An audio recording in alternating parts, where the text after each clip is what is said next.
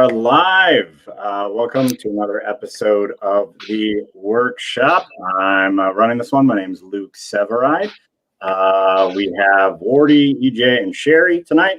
And if this is the first time any of the ones watching this, basically we have a bunch of comics on. We give them a word a couple days prior. They write a 3 to 5 minute set on that word. Then we just kind of bounce it off of each other, give each other feedback.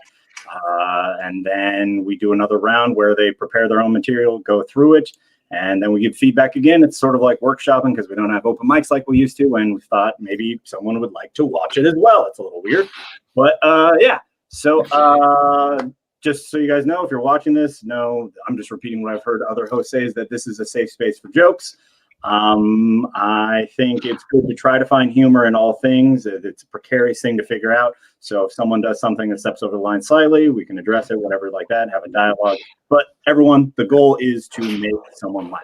So yeah, let's get into it. If you guys want to say hi or anything, I don't know. I always feel weird doing introductions, or I can just jump into it. Does that work with everyone here? Sure. Sounds great. All right. Have all of you been on the show before?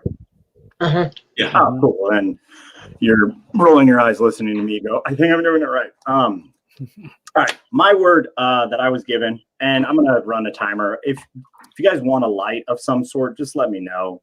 Flash it at you. I'm going to shoot for like 3 to 5 for this. My word was infection, which, I mean, which is such a uplifting word to write jokes about. You all know your favorite famous comedian stand-up bit about a recent infection they had. I like to get a little technical with it, so I looked it up, and basically an infection is the byproduct of a virus, bacteria, really just your body being irritated and fighting off something. So it's basically like anything in the system like deviating a little bit, which I think kind of can be like expanded, like broader, like just anything. Like this whole last year, I mean, we're dealing with a global wide infection that is basically like ruining the systems that we have in play, and a bunch of all these weird little things are popping up. Like this right here is a byproduct of that infection. The fact that we're not like going and telling jokes to people in person. We're like, I'm going to stay at home. I don't want to get an infection. So I'm going to meet some dude who's in Quebec that I probably would never have met before. And I'm going to tell him thoughts I have about meeting him in a weird roundabout way. Yeah, that's weird. Like a lot of times infections, you get like, sore throat. They were saying like sore throat, sweaty, chills. And I was like, yo, man, that's just me every day. That's just like your human body. Like, are we just constantly fighting off infections of some sort? The main infection in my personal life that I realized I had was, actually, I don't want to jump to that. Just sort of extrapolating on like an infection, trying to look at, say, America or just, specifically America as an organism. We've had like a lot of protests, and I know a lot of people could see the event of January 6th as like somewhat of an infection, like bubbling up, like that is something that it's bad in the system. Some people would perceive it that way. Other people would perceive it differently and probably say the exact same thing about like a Black Lives Matter protest or something like that, which is awesome because then it all depends on what news you watch, because then that dictates what is or is not healthy for the system. So that's a fun thing. We have so many things to work out and figure out. It's a super chill time to just be a person. It's fantastic. So my own personal experience, I haven't written any jokes about this or thought about it much at all, but I had like a cyst on my back when I was like 16. I worked construction because I am just arms and shoulders. That's basically all I am. At 16, and I got the cyst in the middle of my back, and like I had a friend who constantly liked to like clean it, like she was nursing it like a Tamagotchi, which is everyone how old I am. But like she was like cleaning it, keeping track of it and stuff like that. And eventually got big enough that she's like, oh, we can cut it. We can cultivate it. And like my back was turned, but I'm pretty sure that was like a highlight for her of that year, that month or whatever. And I'm like, that's such a weird thing that like that seems so animalistic, like a chimpanzee, like old brain thing where we want to like pick at the thing and get relief because it on some level it goes, yes, healthy, good. Like you pop the thing and you're like, oh, it's gross, but it's not in there. We're fixed. There's like a subreddit called Popping. It's like a huge thing, and I've gotten lost just staring at my phone, watching people poke at their nose and ears and like gouge out things. I'm like, it's revolting, but it's fantastic, and I should probably have pants on while I watch it. It's not a good thing how easy it is to look at stuff on your phone, because you forget like you're naked and you're like, I shouldn't have genitals in the air. Well, this is okay. All right. And this is just a thought I had. I went and did some yard work today, and my parents, they still live relatively close to me, and they had just gotten their second dose of the vaccine. So I always give them a lot of space because I care about them and whatnot, blah, blah, blah. I'm a good son. But like, it made me think about how, like 2 days ago, I was thinking about this. I was just lying in bed trying to fall asleep, and I was like, I kind of miss being sick. Like I haven't, because we've been wearing masks, I haven't had like a cold in over a year. And life has gotten so boring, just the same monotonous, like you wake up, you hydrate, you do your thing, rinse and repeat, you barely engage with anyone. I haven't gotten a cold. And like getting sick sucks, but there's always a moment while you're laying there feeling like crap that you're like, dude, in like a day or two, I'm going to feel like a fucking superhero. Like just to break it up. And so I miss that. So of course, by me saying this out loud into the universe, I'm going to get COVID tomorrow. All right. That was about all I had on infections. So cool. Great. Cool. Thank you. Yay. I was very rambly. My brain didn't come up with any setup punchline. So feel free to rip it apart. Or if you have any thoughts on where I could take something, throw it my way. We're just going to go this way. Yes. Then we're going to go clockwise. So Morty, got anything? I loved just some of your little takeaways, like I should have had pants on while watching and stuff like that. I thought that was really great, and I think this whole idea of the US being infected was neat, and I think you could certainly expand that a whole lot more. No, I really enjoyed it. Thanks. Cool. Awesome. Thanks. I definitely think there's, I don't know, I'm sure there's a lot of books being written about that exact thing, that it seems like a cultural, like just the way we interact seems like it's somewhat sickened in a way. Yeah, sometimes it's hard to make it funny when you get so angry, Yeah. I find it hard to be funny about politics when it's so frustrating. Yeah, I have a really hard time doing that too, because basically my viewpoint is that, like, for sure I have my own perceptions of the situation, but the fact that we have lost the ability to even engage in any constructive way just makes me go, God, you guys, I want to go back to when we could just exist. But there's things going on. I'm just a complaining white guy. You have anything else, Wardy? No, that's all. Thanks. Sorry. Thank you. Sherry, what you got? When you were talking about how you had the cyst on your back and your friend was always like, like picking at it and taking care of it and everything. I mean, there's something that's very tons of people watch Dr. Pimple Popper. There's really a fascination humans have with that. So I think that's a really a good direction to go. I also made note of you saying I probably shouldn't have my pants off right now. That's really funny. And then the other thing I thought of when you were talking about how you haven't been sick in a while, that infection comes with, there's usually some fun that has preceded it. And that might be a fun direction to go, Yeah. I mean, I'm complaining about not being, like, missing being sick, but usually I got sick because I was out at bars or shows, like yelling and being yelled at in my face. I was in a mosh pit and some fucking 17-year-old spit directly into my face. Not on purpose. Just sorry. I was like, that sounded way too specific. But no, that's a good point. I like that. That's all I had too. So cool. Thank you, Sherry. EJ. That was great. Yeah, a lot of good stuff. I also loved the nursing it like a Tamagotchi. One word I thought of when you were talking about her, I can't remember what word you used when she wanted to get in there, but I had the word harvest, which I thought was funny. Yeah, harvest is a good word. Yeah, but I think there could be other parallels you could play with too. Parallels with just obsessive toys or video games, things she's doing with your sis, like staying up at night or competing with friends or whatever. That's one where you could do like the Venn diagram of what happens when people get really into a toy or video game. And did she do any of those things, or could you imagine her doing any of those things with your cyst? I thought it might be interesting if like she lost interest when another friend got a brain tumor. You're like, and now you know how old game consoles feel when a new one comes out.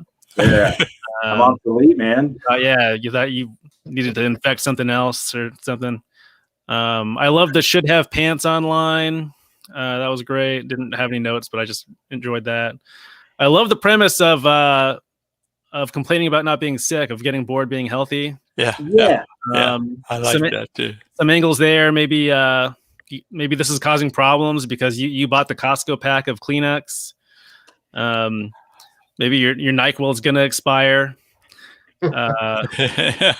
So there's a bunch of preventative things that, like preventative care, like you don't see the results. You see, like, you don't see the negative results. You see the absence of those results. So there's a lot of stuff that I could acquire for like self-care and then convince myself that like, oh, this isn't even necessary. And this is exactly why we have anti-vaxxers.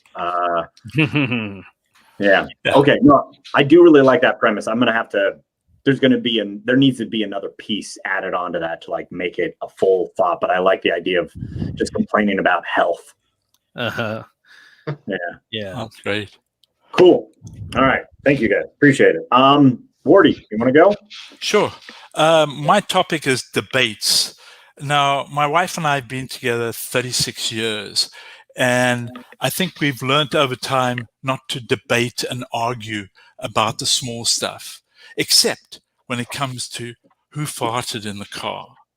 Now, you'd think this would be a rather simple thing to resolve, because if I didn't fart and there's only one other person in the car, however, if nobody takes credit, we then get into an argument about whether it was an internal or an external smell. And usually some poor cow that we passed 20 minutes ago gets the blame, right? Now, I enjoy a good debate, right?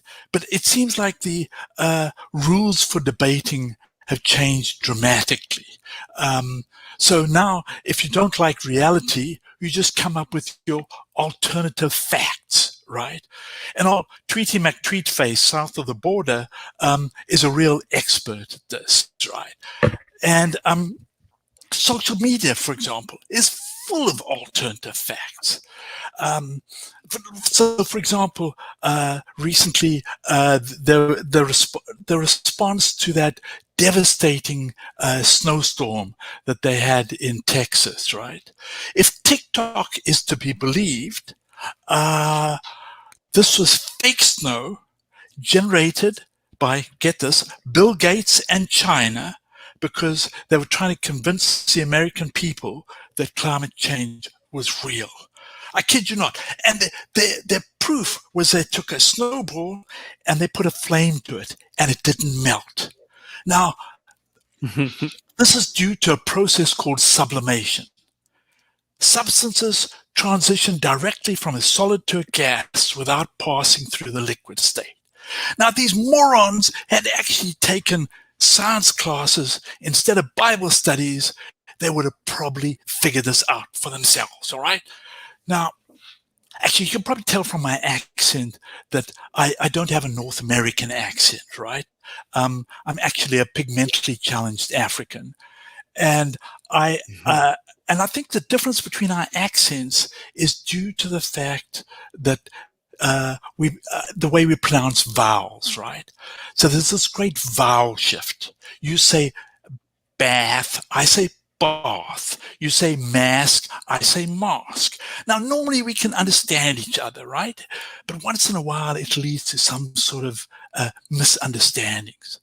Like the other day, I was listening to the radio, and they said, coming up next on the radio is going to be this a discussion on the great mass debate. Now, I'm an expert at solar efforts, right? So I thought this is it for me. I got to listen to this.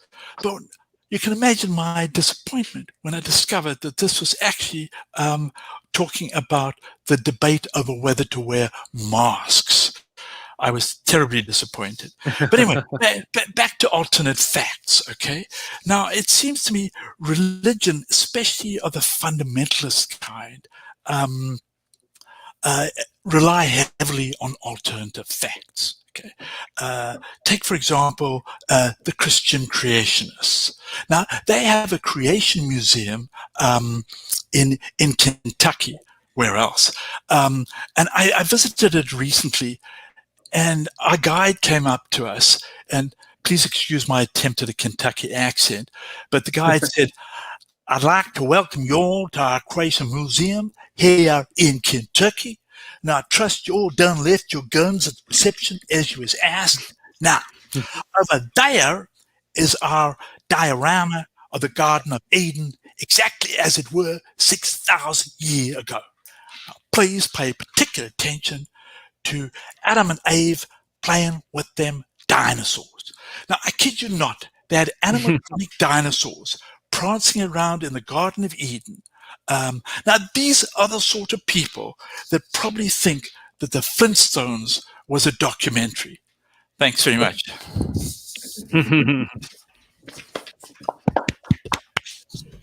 Oh man, you jumped out of that right at the end. You're like, Flintstones is a documentary, and I'm done.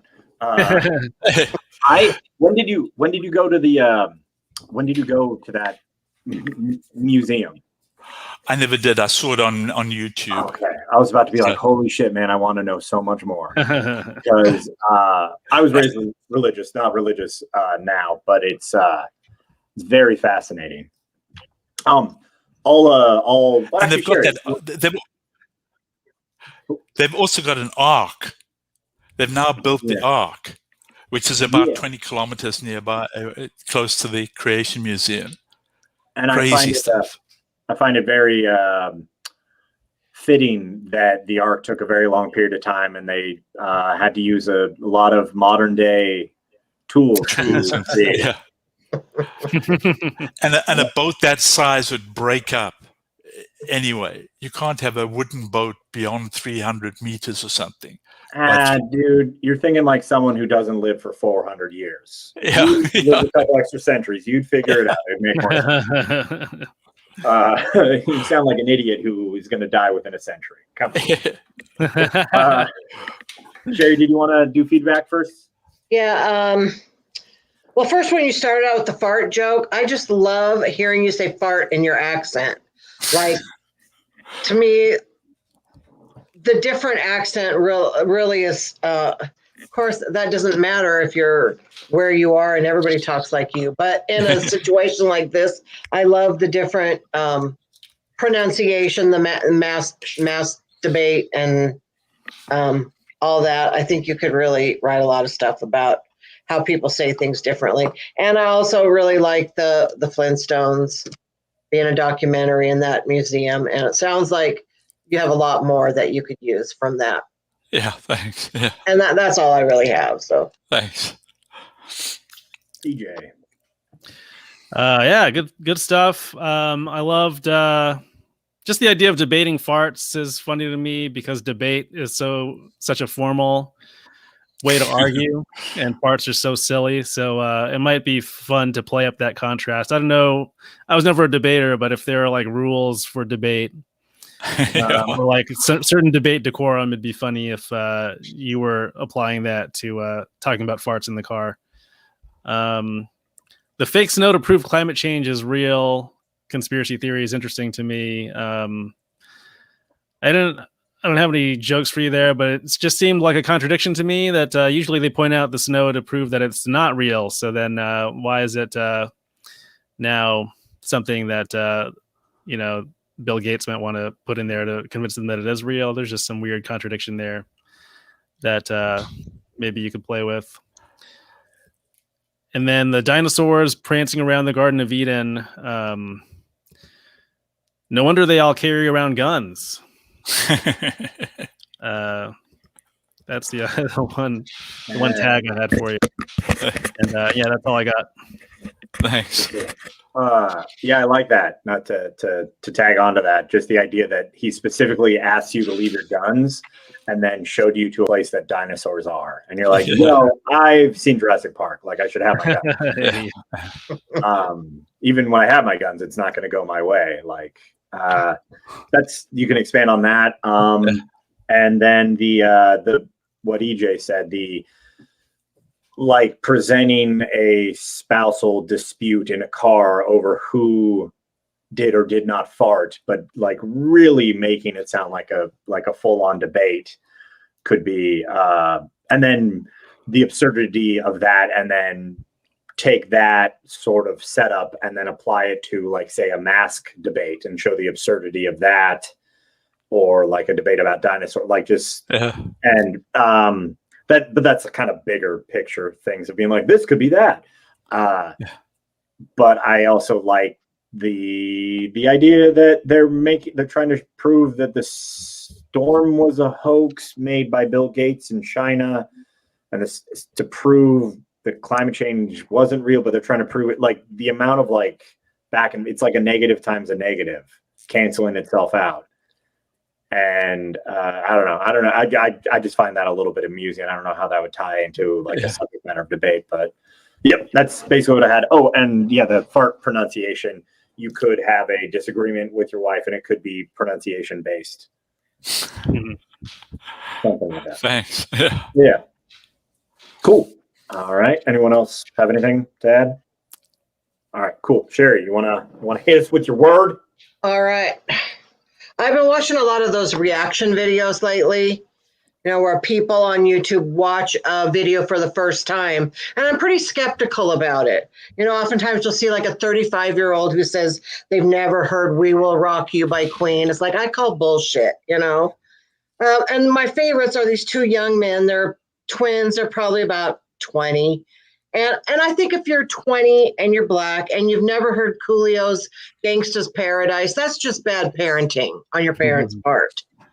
But I was thinking about this because I was thinking about how young people don't know any of the music of their parents or any music that came before them. And I was thinking about this because my word is gold mine.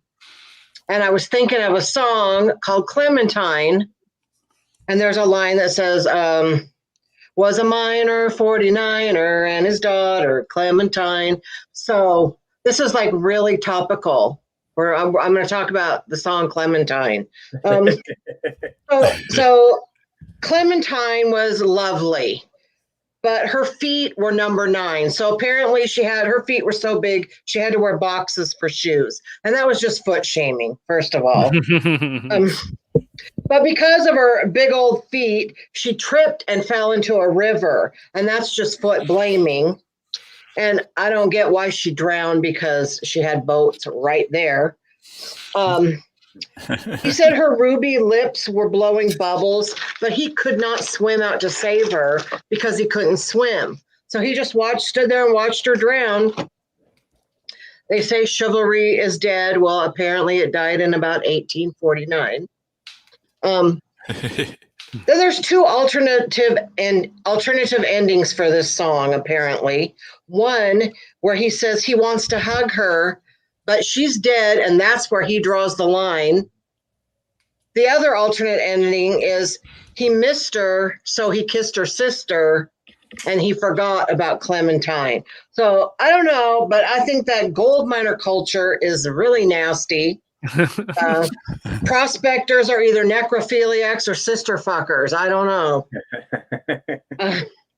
But that saying, like, oh, you're sitting on a gold mine right there. I thought, well, you know what? I kind of am sitting on a gold mine, because Luke knows this. I like to talk about my vagina a lot. So then I thought, well, how is my vagina like a gold mine, right? So conservative estimates are that they're both about 7,000 years old.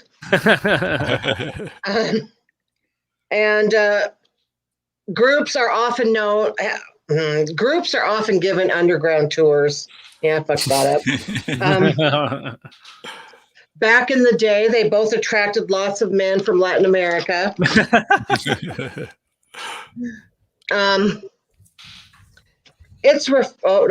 not that one yet. Vibrations from within often can be felt in the next county. It's terrible. And the other thing is that there was a one time when it collapsed and it killed 6 Indonesians. Oh. But they used to call me a gold digger, but that was just when I had a yeast infection. A gold rush is what you get when your face is surrounded by my thighs. Another word for gold is guilt, which is interesting because my vagina and guilt have often gone hand in hand. And another word for gold, they also refer to it as bullion. Same here, but that's just because mine smells like soup. All right, that's it. Thank you.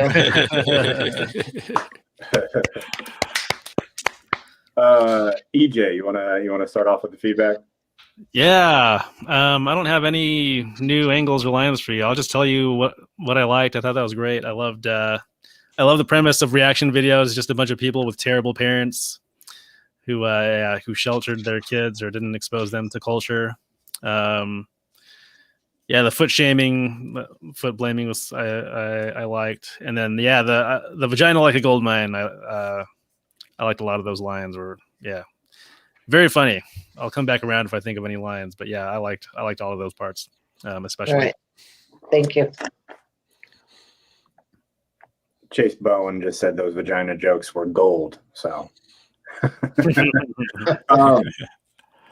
I enjoyed that song. I mean, I've heard the song. I haven't thought about it in forever, but it's basically like it's just a confession. Like it's just listing off terrible things. I'm like, music used to be ridiculous. Like if you wanted to have a catchy song, you had to just basically admit to murder or like at least like manslaughter. And then, yeah, like you said, there are 2 alternate endings. Maybe you didn't want to hug the dead body, so you kissed her sister, and you're like, that scratches the itch. You're like, oh, okay.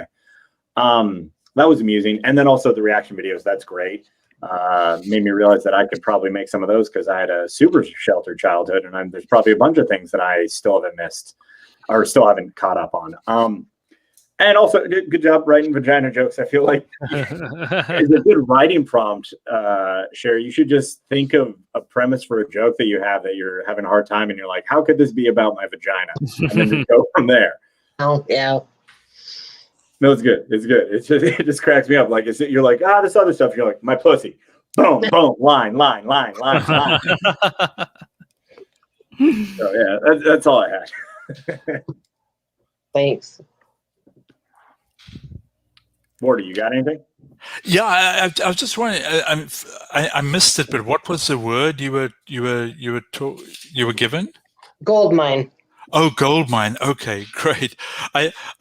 I really loved the sitting on a gold mine. I knew it was coming, but the way you did it was just so much fun. I really loved that, and I'd never looked at the words of the song before and thought about it, and that was kind of neat to really look at that, and the reaction videos. That was a neat take. I'm just sorry. I've got nothing extra to offer. I think you really nailed it. It was great. Thank you. Cool. All right, EJ, you want to go? What was your word? Sure thing. My word was Transformers, which was very challenging for me. I say this every time, but I struggled with this one and did not have much time. So this is mostly going to be stream of thought, not a lot of actual jokes I wrote in here. But yeah, let me know if there's anything that can turn into jokes. So let's see. All right. So my son is 7. All right. And he's at the age now where his toys are getting too complicated for me. Like he's got Transformers, Lego sets. Yeah. He recently asked me to solve his Rubik's Cube. I can't even solve his Optimus Prime. Yeah, to transform Optimus Prime into a robot involves 43 steps. That's too much. It's going to be far less work to convince my son to hate robots. Look, I know these Transformers are engaged in interplanetary war, but you know what's way more badass than a giant robot with guns? A tractor trailer. Yeah, his toys are too complex. I couldn't solve his 3x3 Rubik's Cube. He kept asking. I couldn't. It was pathetic. So I bought him a 2x2 Rubik's Cube to make myself look better. Ended up doing the opposite. Yeah, that was just as hard. I felt like an idiot. I looked it up. They do make a 1x1 Rubik's Cube that is basically just always solved. It's out there. I didn't buy it. I'm pretty sure if I bought it, I just would end up not figuring out how to open the packaging. Transformers, they're violent, and I like how people blame the violent toys that boys play with when boys become violent in their lives. But as a species, humans are actually not at all violent compared to how we were in the past. Like, I don't know if you know this. Today, fewer than 1% of men die from violence.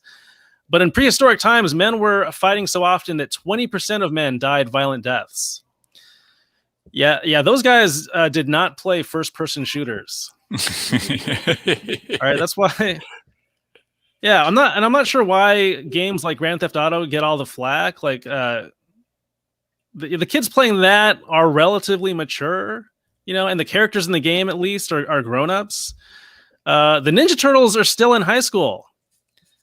All right, little kids play with those things. They're a group of 15-year-olds walking around with giant swords.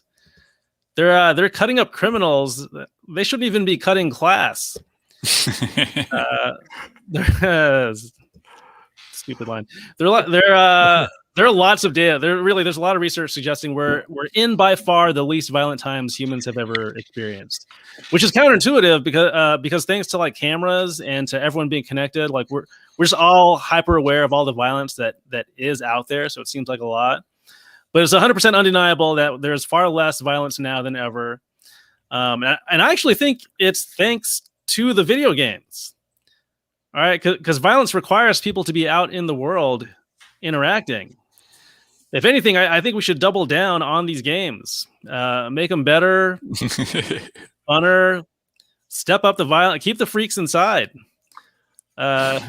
People worry a lot about cyberbullying too. Like, it is terrible. All right, kids are in these apps.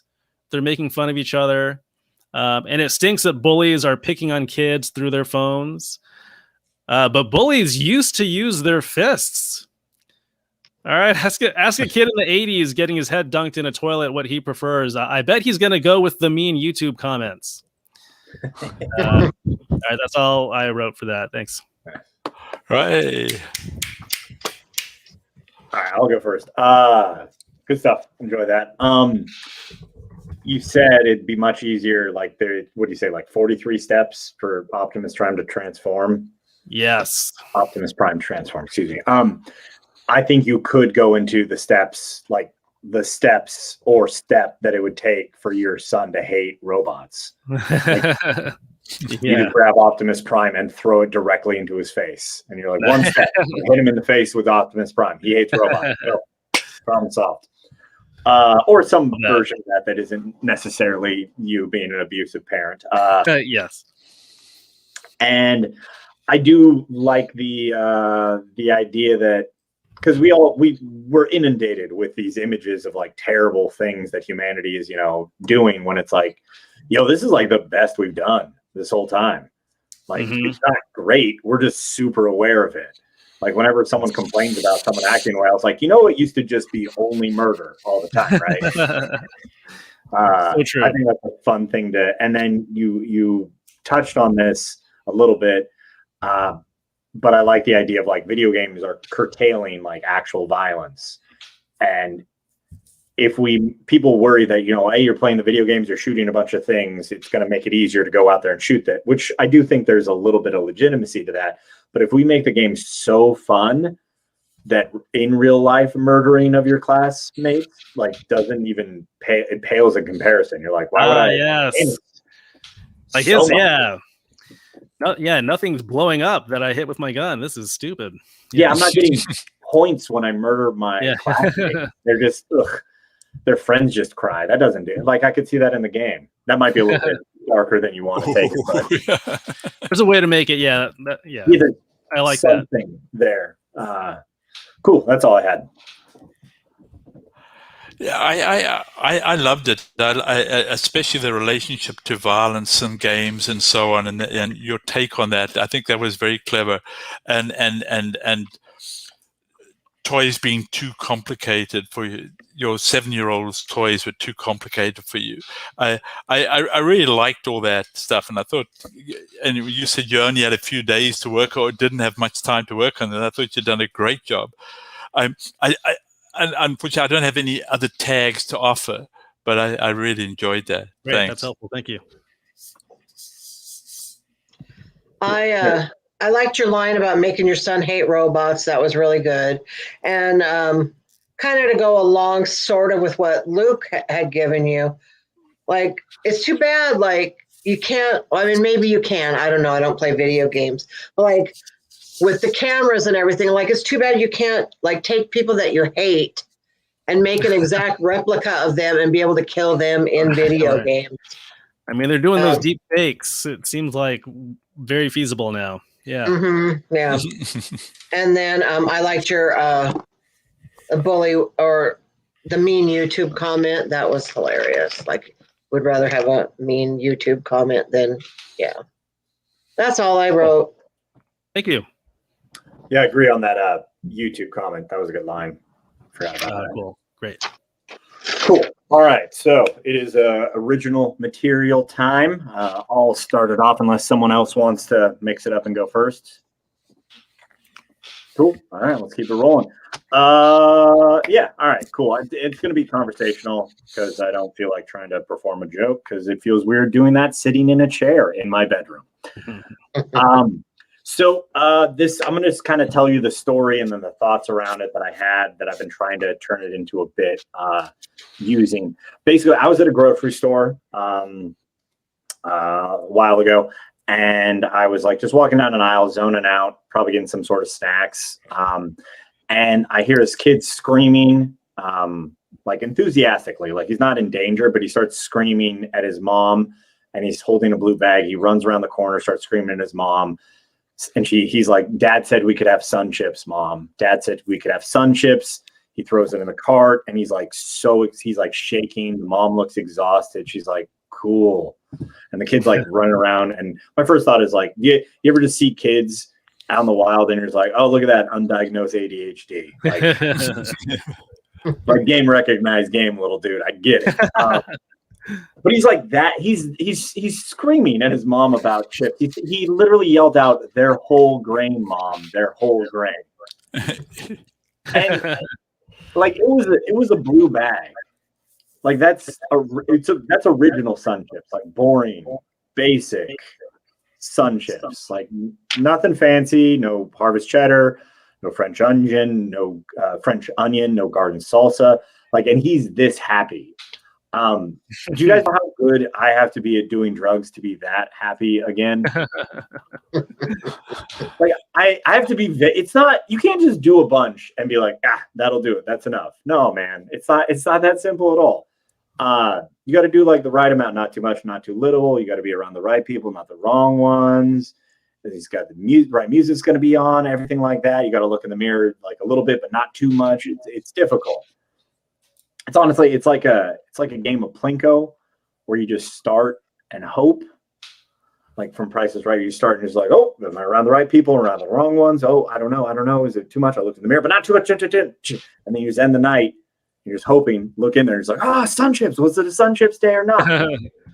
God, it's so hard to. I've said this joke out loud before, and it's so hard to like remove the muscle memory from it. I want to combine those two, the Plinko act out with the breaking down the parts. Cool. And then I end with that. And then I have this other newer thing that I'm working on with the ADHD to tie into another joke. Because I do really think I have undiagnosed ADHD. My parents just didn't want to send me to a doctor to spend money to be like, your kid needs drugs. They'll be like, he'll be fine. I might have been better if I had some drugs. The guy who self-medicates in his 30s. Okay. Anyways. But did you guys know that October is a National ADHD Awareness Month? That's kind of cool. I feel like an entire month is a strangely large amount of time to expect people who are bad at remembering to remember something. Yeah. But also that means that there is literally 31 days, 31 chances for them to be like, oh, what? It's about me. Like, so I think there's more opportunities there. Maybe it's a little bit, but a lot of times people, they have like, it's an awareness month, but you want to have an activity tied to that. You want to make a quilt. You want to, do a fun run. I'm like, I don't know what they would do for ADHD. You just get everyone into the center of town and be like, hey, is everyone here for the 5K? All right, they are. All right, let's scatter. Go. That way. Doesn't matter where you're going. It doesn't matter what you forget. Just keep moving forward or backwards. Doesn't matter. Just keep going. Spread the word. Okay. Let's see. That took less time than I thought it was going to. This is just an older joke. I love metal music, and I've been workshopping this chunk on it for a while, and it's just good to say it out loud. But I love asking audiences. Like I'm a bit of a metalhead, and I love asking them if they are too, or who is. And more often than not, it's like two dudes in the back that are like, like they just so quietly say, yeah. And I always love how calm of a response that is to such aggressive music, and how it's always just sort of like, man, I like it. I like the Satan music. Honestly, this is what I've experienced. Like telling someone you're into metal music, a lot of times it feels a lot like telling someone what genre of porn you're into. People react like that. They're like, what? Really? Oh, okay. All right. Didn't know that about you. And they like, you see them do the mental math of like reassessing you as a person. Like, I don't get it. Like, I don't know why there's a clown here. Why is that? Why is it so loud? This does it for you. It's too much. It's too much. I don't get it. All right. Yeah. That's basically all I got. Great. Cool. Feel free to pick up. I really think there's a lot. I think there's really a lot you can do with that ADHD.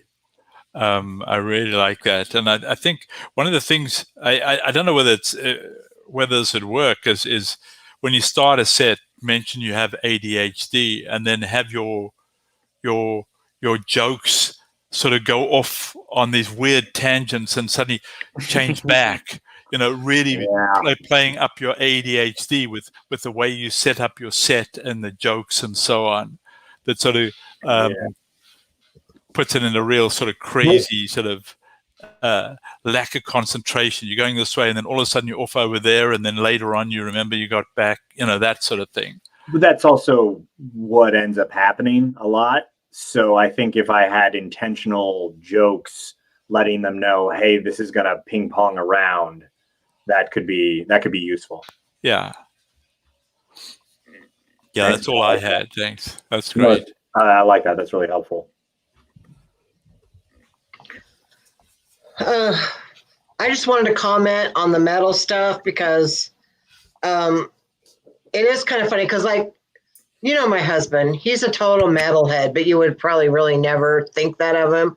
So, like, if you were to ask, he would be one of the guys that would be doing like me, and partly maybe some of that is because all those old metal guys are all old now. They don't have the energy to be any more aggressive about answering.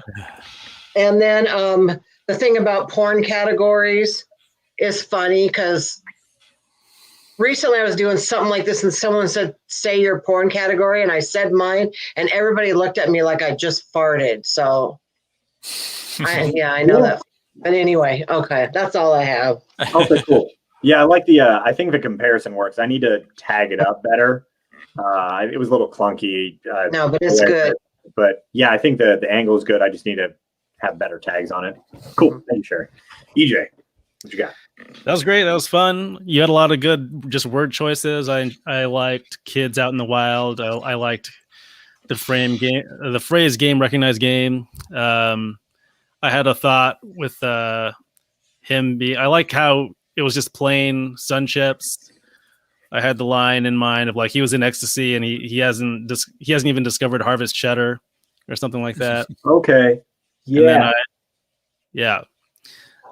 I love the October ADHD month. That's great. They picked the longest month. Also one where people are hopped up on candy. I know the sugar high is a myth, but you could play with that. And then to me, it was really funny to think about you asking who listens to metal and also talk about not wanting to just tell people you're into metal in like everyday conversation. And I think to me it's funny because I guess the line I had in my head is just that there's nothing metal about audience participation or small talk. Okay. You know what I mean? I don't know. It just seems it's just like boring, lame things. Like the kind of people who do audience participation do not, for me, align with the people who listen, like hardcore metal fans. Yeah. No, I kind of see what I don't know if it's something, because sometimes it's either two dudes in the back, or there's women as well, that are like, or like there's someone and they're like, yeah. So like, it's just one dude who just goes, here's my opportunity to try to sound like the lead singer from Avenged Sevenfold. And you're like, okay, bro, like we're at a comedy show. That's funny. Yeah.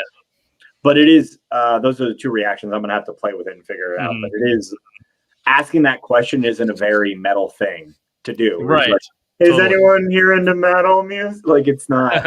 But also, like, and I think those two are the two only metal responses, is to just sit and stare and not say anything, or to go all in and try to sound like whoever you said.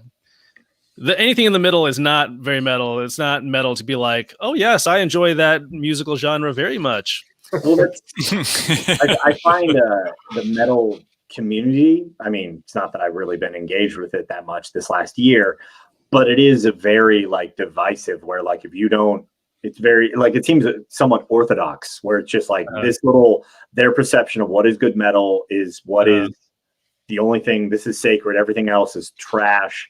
And you're a piece of shit for even thinking it was. That's funny also, because I had no idea people into metal were such nerds. I really want to dive into that more, because it is such like where I'm like, yo, you guys, we're listening to people play monster toys while sounding like demons because they're mad at their stepdad. Like, come on, we should all be we should be in this together. Like, you're mad that this guy sang the chorus and he should have sounded like a squealing pig. That's funny. That's funny. Yeah. Okay. I should expand on that, because it is so the intricacies. If you have like insight on something, you should dive into it. But it is idiotic, like the device.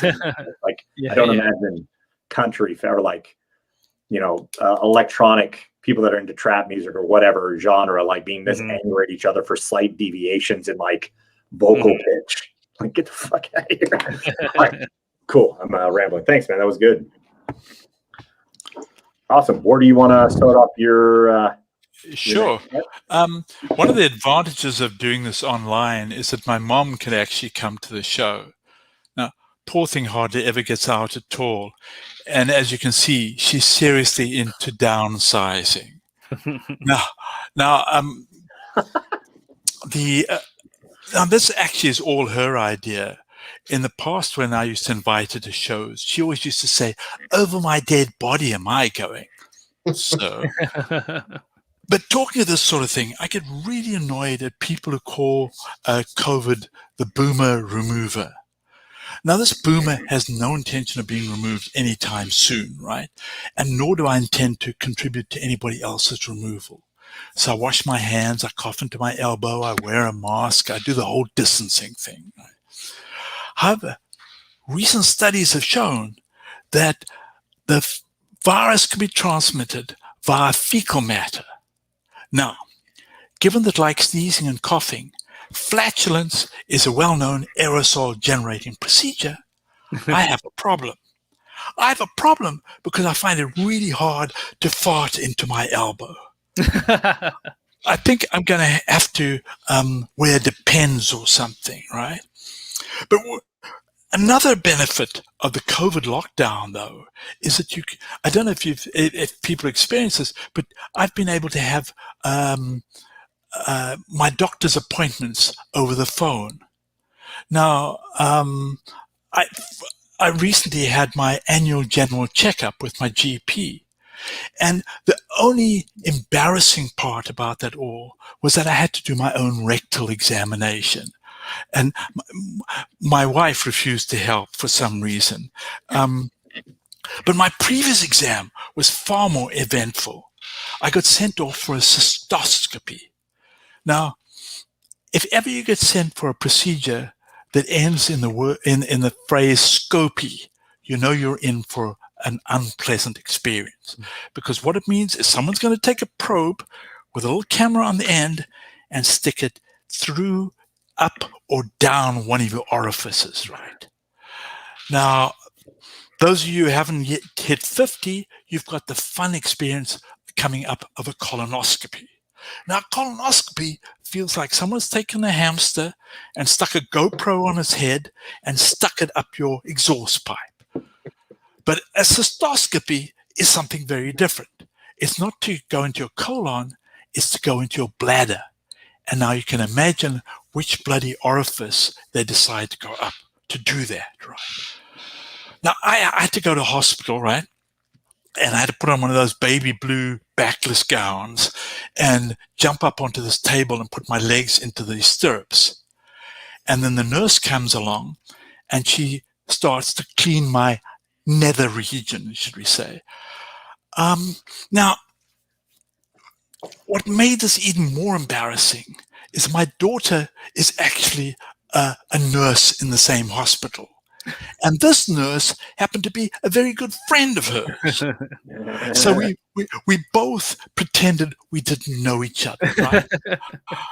And then the doctor comes in and he jumps on one of those little wheelie stools and scoots over to my crotch, right? And then he tells me about the probe and how it's very thin and it's not going to hurt and it'll just be a little bit of discomfort as it goes through the prostate, you know. He lied. It was thick as a bloody pencil. And in the end, I ended up having to have an operation on my prostate and my bladder. Now, a rather awkward procedure to say the least, but a wonderful side effect. A dry orgasm. No goo, no mess to clean up ever again. Now, I think this is something many women would appreciate, right? But for my wife and myself, what that's meant is that we now no longer squabble over who gets to sleep on the wet spot because someone didn't do her Kegels, and our household consumption of Kleenex has gone way down. Thank you very much, folks, and please, a big hand for Mom. She really earned it. Thank you. Okay, man. Sherry, you want to kick it off? I have nothing to say except that was really good all the way through. I totally enjoyed it. I loved it. So Thanks. EJ. Yeah, that was great. It was funny. It was fascinating. I learned so much, and it was very visual, very attention grabbing. Yeah, I love this. I love the topic. I love the stories. What did I write down? Fart into my elbow killed me. That was very funny. I didn't even know. Yeah, I'm just fast. I didn't know dry orgasms was a thing or a consequence of. I didn't know either until after the operation. Yeah, that's. Sounds convenient. Yeah, you left me. You had me hanging on every word, and I would be willing to listen to a lot more. So you can definitely keep playing with it, and I think it's half the challenge is just making sure people are listening. And I got a whole long set. Yeah, all on the operation, and you can. It's nice. I think you can get away with having your jokes more spread out if it's just a fascinating story, which is cool. Which is you have so. Yeah, but then if you can make it even, if you could pack it with punches, that's even better. But yeah, I enjoyed it. It was great. Thanks. I enjoyed that you turned into a prop comic with your dead mom, like, and then you're like, she said over my dead body, so I just imagined you had to put it like underneath your chair. Like, well, Mom said so. then, you're talking about farts and how that can pass COVID as well. Just a thought. Talk about people that are anti-maskers that don't want to wear a mask in public. Like, if you get this knowledge out there enough, what are they going to do? Just not wear pants and underwear just to prove it? Yeah. It's kind of the equivalent, the childish nature of it. You're just like, you can't tell me to do this. You're like, yeah, we've already been telling you to do a lot of things, and you adhere to them. Great. Also, you said you had to do a self-rectal exam. What did that entail? What did you just brush right past that? Because I didn't have to do one. Oh, okay. It was a total invention. Okay. No, normally when I go to my doctor, she does the old prostate rectal exam thing, but she didn't get me to do it. Okay. Well, I could have gone into a whole lot of things luckily I just cut my fingernails that day and so on, but I was trying to cut back on time, but okay. Well, I think it's something worth exploring because it is kind of funny taking a lot of comedians have done the turn your head and cough, a joke about that, or there has been in the past. But I think it's a fun turn on its head is that you just were in a Zoom meeting and you grabbing your own testicles and then you turned you had to do the thing because the doctor's not there. And I think there's something to explore there. I haven't had a doctor do the cough thing since I was at boarding school, so it's more, I think it's now more the rectal exam, the prostate exam, where they put on the gloves and you get up in a little ball and then she sticks her finger up your butt, Well, maybe United States healthcare just sucks and they don't want to get in our buttholes, but they'll hold our balls and feel them. Oh, I get it every year without fail. The old glove comes on and in she goes, but. And now you can have dry orgasms and no one will notice. Well, I tell you, it's great because the shower used to be my go-to place, right? But now I've got many more options. Although the lineup at Starbucks apparently wasn't one of them, But yeah. It'd be kind of funny if you said something like, "Now that you're getting older, now it's like a puff of dust comes out or something." I don't know. Yeah. Yeah, there's something that's a very unique thing, and you should let your brain bounce around on that and how you could utilize it in other things. Thanks. I thought of something when Luke mentioned the anti-maskers and the fecal transmission. Your current line is, "I need to get some Depends." Another alternative you could play with is maybe I'm gonna need to buy another set of masks, and I'm gonna have to be really careful with labeling them. Or something playing with putting masks down there and not wanting to mix them up with your face masks. Yeah, that's great. Cool. All right, Sherry, you want to go? Yeah, I really just have a couple of old turds that have been sitting in my notebook forever. The first one is I think just because it might have been overdone, and so I don't know if I'm really adding anything to the subject, about how dogs are so genuine, they don't know how to be fake. If they're happy to see you, you know it. So imagine what dating would be like if we were all like dogs, how embarrassing that would be. Our tails would wag whenever we saw someone we liked. Uncontrollable barking if someone made us nervous. Imagine a nightclub, a cute guy walks in, there he is. But if we still had the intelligence to be embarrassed, we'd have to wear stuff that would hide our wagging tails. And then say, imagine someone goes out to their car and then they come back in, you'd be like, "Oh my God, he's back. I don't know. That's it. That's all I have so far. Cause I just I don't know if that's anything. And then I'm just going to go into the other thing. I have a problem sometimes. I think that I come across as too mean about my husband. So that's kind of why I dropped this. So this is my thought process in having a my husband. It started, we were in Vegas having an argument. He threw a pair of sweatpants at my face. Okay. So this is how my brain works. How humiliating. What a prick. Oh, what a pussy. I hate him. Look at him. What was I thinking? I can be alone. I can nudge my son's wheelchair with mine. I can get someone to help me. I'm able to do this. I can do this, this, and this. Oh, yeah, but who's going to take the garbage out? And who's going to mow the lawn? And who's going to bend over and pick up stuff that I drop? It's okay. I can move. I can get a roommate. Ooh, I could date again. But who? What if I'm too old to date now? Then I'd have to teach someone else like how I like to have sex. And maybe they wouldn't get my jokes, or maybe they wouldn't be good to Andrew. Oh, I'll just be nice for now. He's not that bad. I shouldn't have told my friends about this. I mean, that's where it ends, but it's just like that progression of I hate you. Oh, and then just as time goes on, it gets less and less until like he's okay. But I'm worried that that's TMI for people.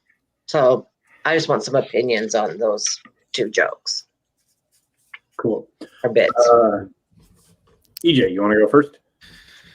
Yeah, so I do like the comparing dating, or the premise of thinking about dating if we were like dogs. Yeah, I think just keep digging, and I think I think all of your lines were about how it would be bad, but I think another angle that could also be fun, even if you don't agree with it, you could think of arguments for it as why it could be good.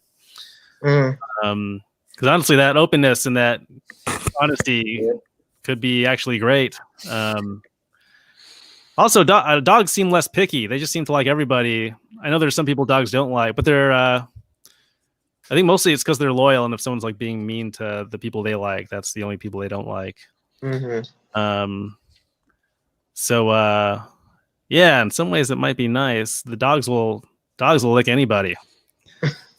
And then yeah, I think there's something to the argument. How did that argument with your husband start? He said he threw some sweatpants at your face. Oh, we were just arguing, and there was a pair of sweatpants there, and he went, oh, and just like threw them at my face. Yeah, there was something amusing about just the whole long journey you go through, and thinking about one thing that I thought was funny was just if that long journey happens every time, even for just the most minor thing. That's kind of interesting or funny to me. Just like a really long and complicated response to, I don't know what like the tiniest disagreement could be. It's also funny to me to think about how if anytime you have an argument, you have to convince yourself that you need your husband.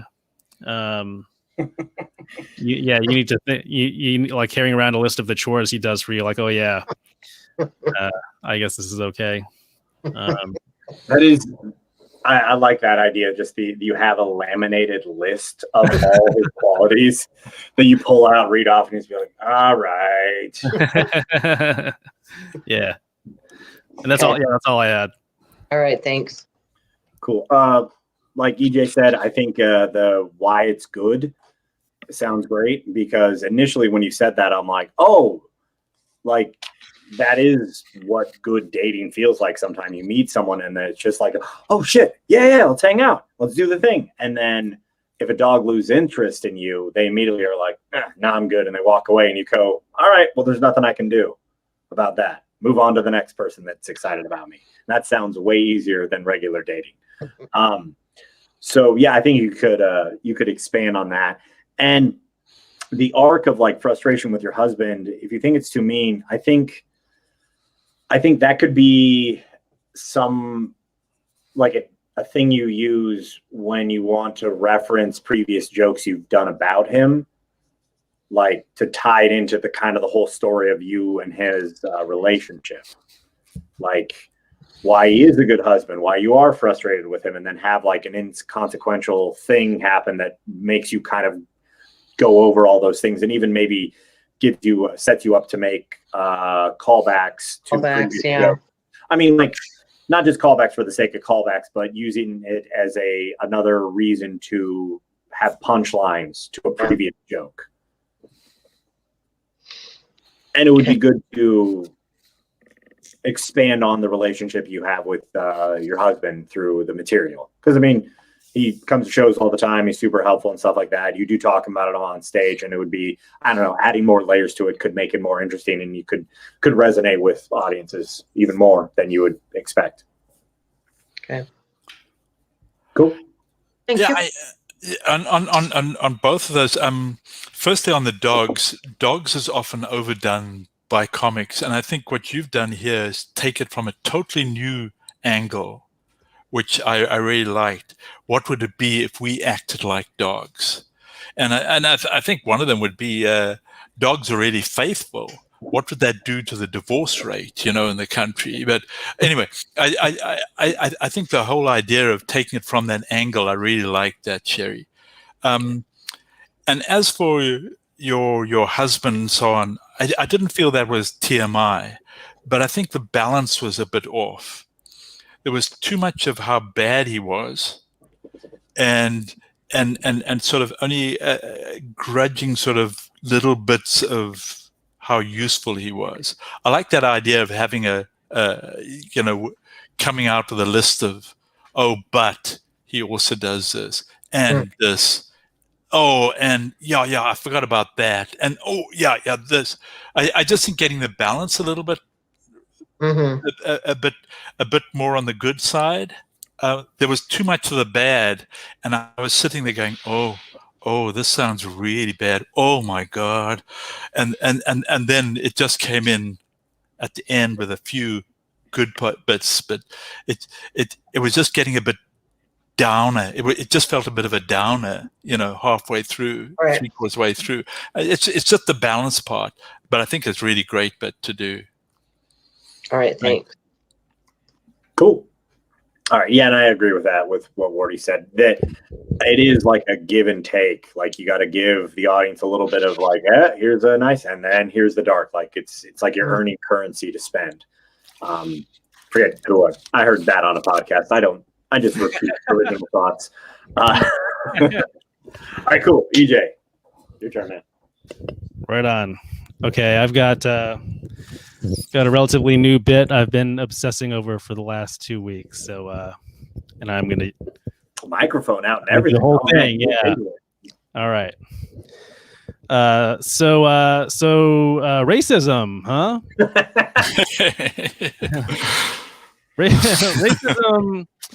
Racism is so bad. I think we forget to appreciate how childish it is. Yeah, you hate people based on a color. Did you decide that during recess? Who else do racists hate? The principal? I think that's why racism is so hard to get rid of, because of all the forms of evil. It's the most kid-friendly. Yeah, we give people a hard time for spreading racism, but you try to teach a 6-year-old to hate people based on their beliefs. These kids, they don't get politics. They don't get religion. Hey, how are they with the color brown? That's why the KKK is fascinating to me. They're a national organization with meetings and chapters. They're like, hey, you know what would go good with all this bullying is paperwork. People will occasionally be racist to me, and it always feels so lazy. You're gonna make fun of my skin color? How about the fact that I clearly haven't showered? I'm at a bar by myself. I'm poorly dressed. You're trying to hurt my feelings. You point out my race. That's one of the few things I have going for me. They're like, hey man, go back to Beijing. I'm like, oh my God. I didn't realize I looked like I was doing that well. You really think I could make it there? Racists, they always want to send me back to China. And if that ever did happen, my family in the Philippines would be so impressed by how well traveled I am. Everyone always assumes China. White people who learn Chinese love to practice it on me. Yeah, it happens so often. They actually are teaching me Chinese. EJ, your Mandarin is impeccable. Are you being tutored? actually, I'm being stereotyped. It's funny too when people realize I'm Filipino because they'll decide it's safe to talk trash to me about other Asians. Every time they're like, "Man, Koreans are so mean." They don't realize we talk to each other. Yeah, at the last Asian Council meeting, I told on all of you guys. All right, that's all I got with that. That's great. Awesome. I didn't really take notes down. I was just listening. I like it. I like that angle. That racism is just so childish. It's juvenile. Like just being racist, and that. Oh, you had another angle on it. I'm spaced on it. That was the first one. Yeah. What was the second one? The second one I have a hard time getting across is that the KKK is so funny to me because they're combining this like really childish belief system with the bureaucracy of being a national organization with like boring staff meetings and driving to the meetings and like doing Robert's Rules of Order, and they're talking about like just the most childish stuff, but in like really mundane kind of office setting. Yeah, I haven't found the right way to talk about that. Yeah, I don't know. Like, there's something there, but I don't like my brain's not seeing that as like a lot to dive into. I just remembered the thing that you mentioned is that it's just lazy. That it's and that's the next thing. Yes. Yeah. It's just such a lazy way to be angry at someone. Yes. And it's usually the assessment is inaccurate, and then the thing on top of it is just generic, stereotypical, like attack. But yeah, I don't know, man. I enjoyed it. Don't really, as a bald white guy, I don't have too many things to add on top of that. One idea I've had that doesn't have any lines in there is you're right. You said something that reminded me of this, of like, when you're picked on for your race, your bully, they don't actually see you. You're not seen. And I have this feeling of like, it's kind of funny to think of me being envious of other people getting picked on who are white because their bullies are actually seen by their bullies. Yeah, like he got called a nerd and they made fun of his like pants and his glasses. That means they actually looked at him instead of being like, "Shut up, Asia face." And like, right. Not even... they actually took the time to learn that he's really into Marvel comics. Like, they didn't learn any of my hobbies. Yeah, the bigotry is, or the malice is intentional, and like that's kind of a funny thing. Like that you're envious of the like artisanal hate. I like that. Yeah, cool. That's basically all I had. It was good. Great. I enjoyed that. I didn't get the KKK one. It was just a little bit too. Nobody does. It's not just you. Yeah. it didn't come through. I'm sure it's there, and now that you explained it, I got it more. But it didn't quite resonate at the time. I loved all the stuff about being mistaken for Chinese, and I think that's something you can really, really play out some more. And I know it's not funny, but the increase in racist attacks on people who are Asian, who are presumed to be Chinese, and Chinese are presumed to being responsible for COVID and all this sort of stuff. I think there's a lot of stuff in there. Yeah. But how to make that funny, I'm not sure. But it's a particularly nasty situation at the moment. Yeah. And I think that's something we really need to be pushing across. And I often think comedy is a great way of getting at and undermining that sort of shit. But I love this stuff about you being mistaken for Chinese and sort of really dragging it out a bit and then banging it with, but I'm originally I'm a Filipino, or my family's originally from the Philippines, this sort of thing. I'm not Chinese, but that was great. I loved that. I felt it coming. I sort of knew you weren't Chinese. I knew you were going to come up with that, but it was just so good when it came, and I loved it. Thank you.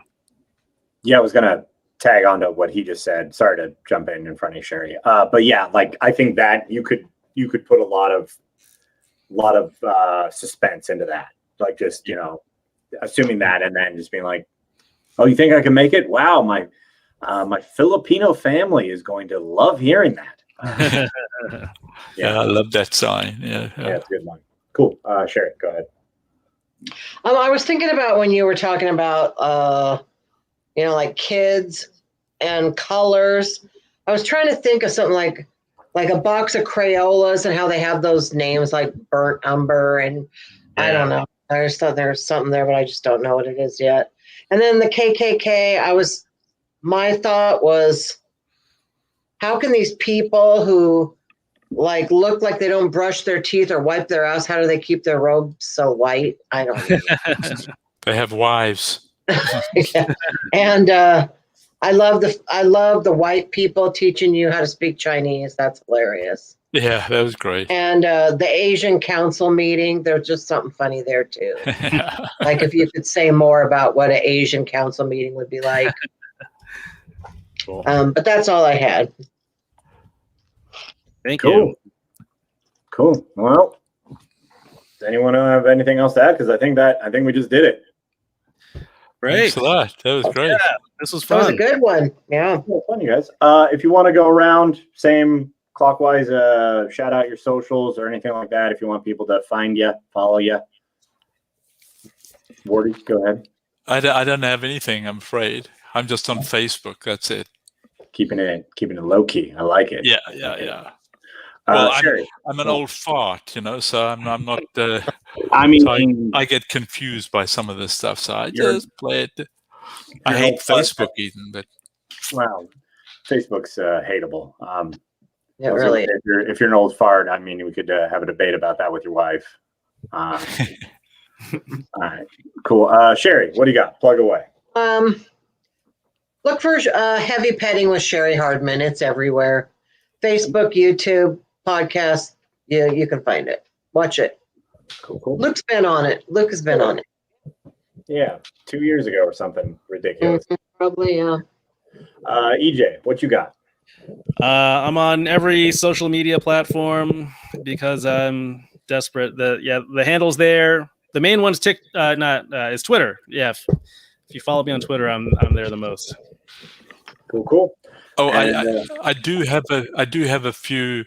I do have YouTube, a few videos on YouTube as well. If you just search Wardy LePan, there'll be some of my earlier stuff and a few more recent ones, but not very good as I'm really a newbie at this game. It's only my third year sort of thing. So well, it's good you're putting stuff out there, man. It's good. Awesome. Well, if you guys enjoyed them, look up Wardy on YouTube as well. And me, you can find me. I mean, you can go to lukeseveride.com. You can find me on Twitter, Facebook, Instagram, TikTok, all of the things. Just my name, or without a space in the middle, and put an ad in front of it. So there we go. And all right, thanks for sticking around, you guys. It was fun working with you. I'm gonna kick us off the internet now. Okay, bye. Bye. All right. Thanks a lot, guys. Bye.